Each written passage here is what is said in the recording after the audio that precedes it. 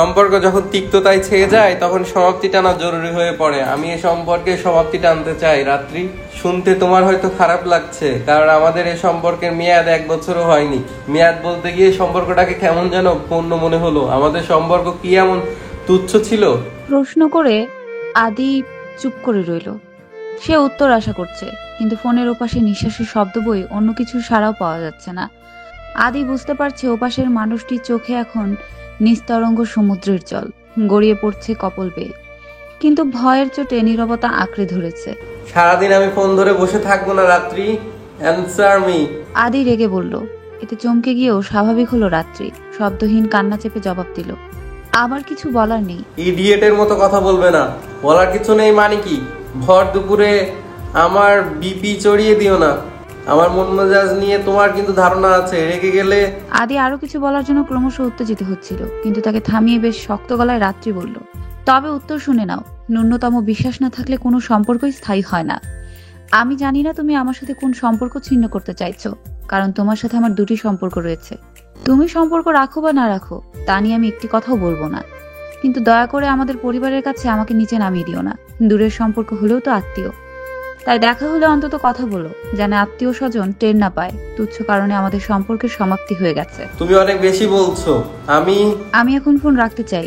কারো তীক্ষ্ণ মেজাজ আর চওড়া গলার কথা শুনতে চাই না আমি। সম্পর্ক তো ছিন্ন করতে চাও, ঠিক আছে, করলাম ছিন্ন।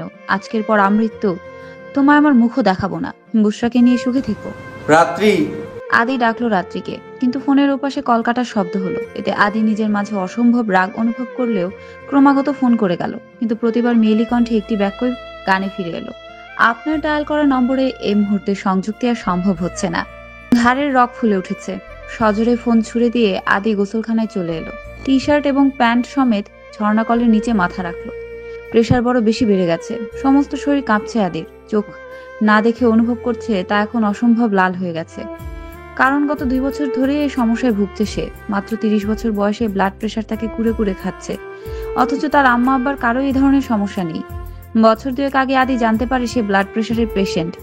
জহিরের সাথে সেদিন রাগারাগি করেছিল এবং এর এক পর্যায়ে আদি অসুস্থ হয়ে পড়ে। তখন সবাই মিলে তাকে হাসপাতালে নিয়ে যায়, আর ডাক্তার জানায় সে হাই ব্লাড প্রেশারে ভুগছে। ফলে ডাক্তার তাকে বলে কোনো মতে উত্তেজিত হওয়া চলবে না, কিন্তু ডাক্তারের নিষেধাজ্ঞা আদি আমলে নিলে তো। ঘরের বাইরে খাঁখা রোদ। আতা ফলের গাছটা মনে হচ্ছে রোদের তাপে শুকিয়ে যাবে। চকচক করছে সবুজ পাতা, আর সেদিকে তাকে রাত্রি ভাবছে আদির কথা। বারান্দার এক কোনায় বসে থেকে একই সাথে বাড়ির প্রধান ফটক, আতা গাছ এবং পাশের বাড়ির ছাদ দেখা যায়। এখন দুপুর বলে ও বাড়ির ছাদে ভেজা কাপড় ছাড়া একটি মাছিও নেই। থাকলে অবশ্য সমস্যা হতো, তারা দেখে ফেলতো রাত্রি চুপটি করে অশ্রু ঝরিয়ে যাচ্ছে চৈত্রের দুপুরে। 4 মাস আগে রাত্রির বিয়ে ঠিক হয়েছে। পাত্র নামি দামি হাসপাতালের ডাক্তার, দেখতে শুনতে মোটামুটি, তবে এ নিয়ে রাত্রির কোনো আপত্তি নেই। অবশ্য করার মতো সুযোগ তাকে কেউ দেয়নি, কারণ পরিবারের কেউ তাকে জিজ্ঞাসাও করেনি। রাত্রি, তোমার কি বিয়েতে মত আছে? পাত্র পছন্দ হয়েছে? রাত্রির এখনো পড়াশোনা শেষ হয়নি, সদ্য মাস্টার্সে ভর্তি হয়েছে। তার ইচ্ছে ছিল পড়াশোনা শেষ করে একটি প্রাইভেট স্কুলে চাকরি নিবে, কিন্তু তার মনের খবর কেউ রাখলে তো। আদিকে এসব বলতে চেয়েছিল কতবার, কিন্তু প্রতিবার কোনো না কোনো অজুহাতে সে ঝগড়া করে। অতি তুচ্ছ বিষয়ে কথা কাটাকাটি করে প্রতিবার বলে ওঠে, রোজ রোজ এসব ন্যাকামি মার্কা কথা আমার সহ্য হয় না। আমি ওষুধ খাই না কি মাথায় দিই তা নিয়ে এত বলা বলি কিসের? এসব খোঁজ রাখার জন্য এতবার ফোন করা, তা নিয়ে ঝগড়া করা, আই কান্ট টলারেট। এমন ভঙ্গু সম্পর্ক রাখার চেয়ে না রাখাই ভালো। আদি এসব কথা বললে রাত্রি প্রথম প্রথম খুব অনুনয় বিনিময় করত, সম্পর্ক যেন ভেঙে না দেয় সেজন্য কত কান্নাকাটি করত। প্রথম দিকে এতে অবশ্য আদি শান্ত হতো, কিন্তু ধীরে ধীরে আদি আরো বেশি উগ্র হয়ে গেল, আর রাত্রি অনুনয় বিনিময় করা ছেড়ে দিয়ে নিঃশব্দে কাঁদতে শিখে গেল। কিন্তু এমন করে আর কতদিন? কালকে রাত্রি নিজেকে সংযত করে রাখতে পারেনি। উটকো একটা মেয়ে যে কিনা প্যান্ট শার্ট পরে সে জোর গলায় দাবি করছে, আদি আমাকে ভালোবাসে, কিছুদিন পর আমাদের হয়তো বিয়ে হবে, তুমি আর আমাদের মাঝে রবীন্দ্রনাথের লেখা চোখের বালি হইও না, ওকে? রাত্রি কিছু বলেনি, কেবল হতভম্বের মতো তাকিয়েছিল। ক্লাসের সমস্ত স্টুডেন্টদের সামনে কেউ তাকে এমন করে কথা শুনিয়ে যাবে তা সে চিন্তাও করেনি। এক মুহূর্তের জন্য মনে হয়েছিল চোখের সামনে হিন্দি সিরিয়াল চলছে, যেখানে কুচক্রি টাইপ মহিলা এসে তাকে শাসিয়ে গেছে। রাত্রি অপমানিত বোধ করলেও অফিসে স্বাভাবিক একটা ভাব নিয়ে ক্রমাগত ক্লাস করে গেছে। তবে বাসায় ফিরে এসে যখন আদিকে কল করলো, তখন আদি রিসিভ করেনি। রাত 10টা নাগাদ ফোন করে আদি রাত্রিকে জিজ্ঞাসা করেছিল, এত কল করার কি আছে? আমি কি মরে গিয়েছি? সবসময় এভাবে কেন কথা বলো? আমি কি অদরকারি কাজে তোমাকে কল করি? অত দরকারি কাজ জেনে আমার লাভ নেই। অসময়ে আমাকে একদম ফোন করবে না। আজকেই শেষ, বলো কেন ফোন করেছিলে? আদি রাগ দেখিয়ে রাত্রির অভিমান হচ্ছিল, তাই সে একবার ভেবেছিল এ বিষয়ে কোনো কথা বলবে না, কিন্তু না বললেও আদি উত্তেজিত হবে, তাই অগত্যা রাত্রি বলতে শুরু করলো। আজকে হঠাৎ করে একটি মেয়ে এসেছিল আমার কাছে। বুশরা? আমি তাকে চিনি না, কোনোদিন দেখিও নি। চেনো না তাহলে ও তোমার কাছে গেল কেন? সেটা আমি কি করে বলবো? আমাকে সবার সামনে বলে গেল তোমাকে ভালোবাসে, কিছুদিন পর তোমাদের বিয়ে হবে। আমি যেন... তুমি যেন কি? বুশরা তোমাকে এত সব বলেছে? তোমার বিশ্বাস হচ্ছে না? দেখো রাত্রি, আমি এখন ক্লান্ত, আমার ঘুমের প্রয়োজন। প্রেসারের গতি সুবিধার নয়, কবে না জানি স্ট্রোক করে বসি। এখন ফোনটা ছাড়ো। আমি... আদি কথা শেষ করার পূর্বেই কলকাটার শব্দ শুনতে পেল। এতে ধপ করে তার রাগের বাতি জ্বলে উঠল। নিজেই রাত্রিকে ফোন করলো এবং জিজ্ঞাসা করলো, কল কাটলে কেন? রাত্রি ভয় কাঁপছে, তার গলা শুকিয়ে আসছে, অথচ আদি উত্তেজিত হয়ে একই প্রশ্ন বারবার করছে। কল কাটলে কেন? আমি... রাত্রির কথা গলায় আটকে যাচ্ছে, ভয় তার হৃৎপিণ্ডে ছন্দের পতন হচ্ছে। অস্থিরতায় ক্রমশ নিজেকে অগোছালো লাগলেও রাত্রি চাইছে আদিকে সবকিছু বলে শান্ত করতে, কারণ রাত্রি সহ তার পরিবারের সবাই জানে আদি বদমেজাজি ও উগ্র, এবং তার উগ্রতা দিনের পর দিন বেড়েই চলেছে।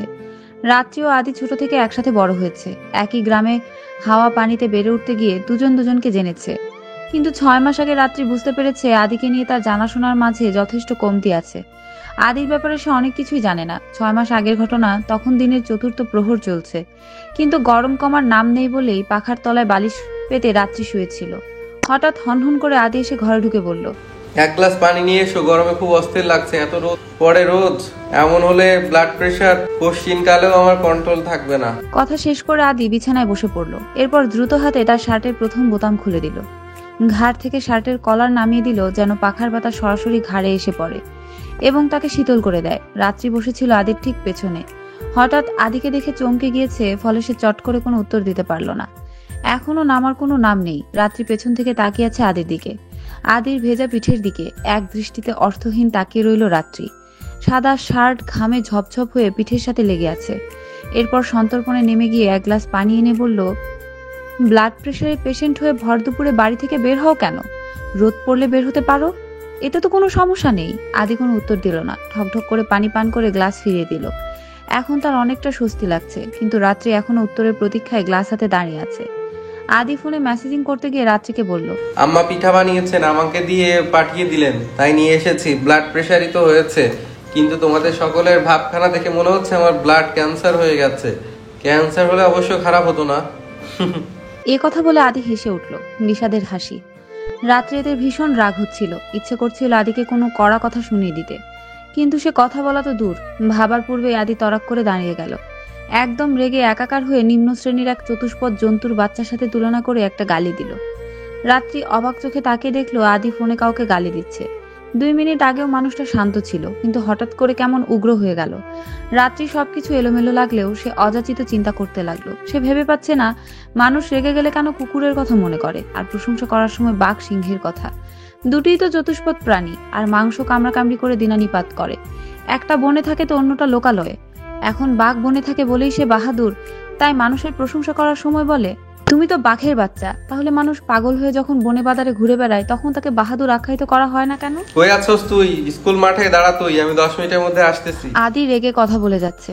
ওপাশের মানুষটির কথা শুনে আবার বলে উঠল, হ্যাঁ শালা, একাই আসমু, কোনো মায়ের পোলারে আমি ডরাই না।